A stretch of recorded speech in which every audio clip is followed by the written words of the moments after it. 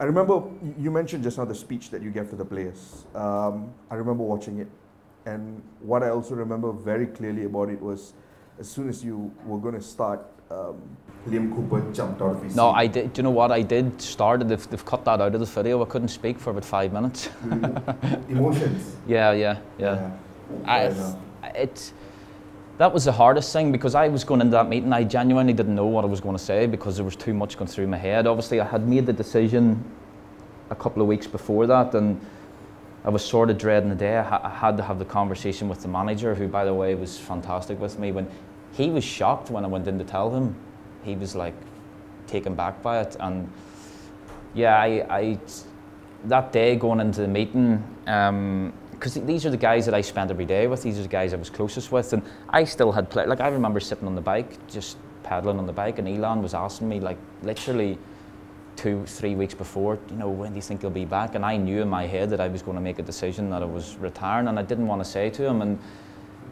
And yeah, that was hard that day, because just looking at them, and they were sad for me as well, you know, and the physios, the work that they put into me as well was incredible, and I'm still really good friends with the physios now. I'll still call in and see them every now and again, and that was difficult to be there and to thank the boys, to thank the manager, but Coop stood up and helped me through that. And I was conscious of when I would tell the players, and that's why I spoke to the manager first, because it was an important part of the season that I didn't want any distractions.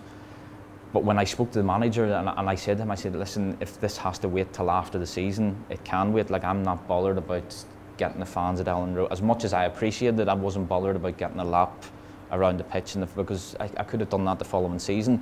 What I was bothered about was it going to be a distraction to the team? The team didn't need any distractions at that point. And when I spoke to the manager, he was like, no, he was like, this is your time, this is your club.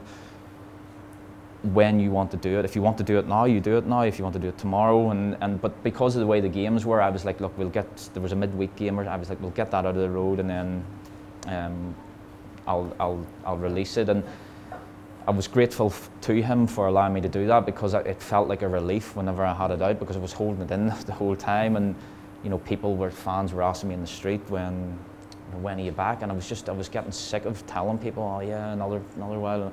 But deep down I knew that I wasn't coming back, because of obviously the amount of surgeries and stuff that I had. It just wasn't possible. But our aim was always to get back, and then this is why I felt bad for the physios and for the medical staff, because the work that they had put into me, you know, the sacrifices they had made, it was enormous. And their aim was to get me back, but then I think I said in the video as well, the goalpost sort of shifted a bit till the aim was then to have my quality of life after football, because you know, I have 3 young kids, and I was going home from training crippled. Like, I couldn't moving around, and I got to a point where I was really close, and we went then to see the surgeon, and I needed more. The high intensity was where I struggled, like moving around and stuff, because I play paddle now. I don't know if paddles, anybody knows it over here. I can play that now, I can move around and stuff, but it was the high intensity that I needed, that my game was based on,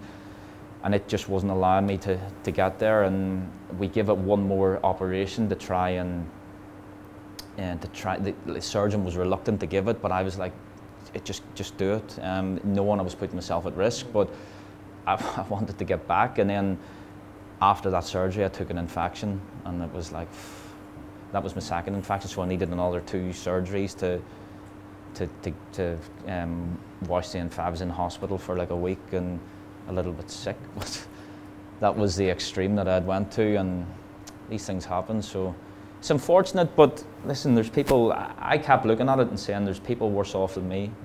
I was very fortunate to have the career I had, and to be in the position where I'm okay, and you know, have a beautiful family, and it's just football, you know. It's sad, of course it is, that your career's come to an end, but I wouldn't be here now, like, if I was still playing, you know. So one door closes, another one opens, and that's just football.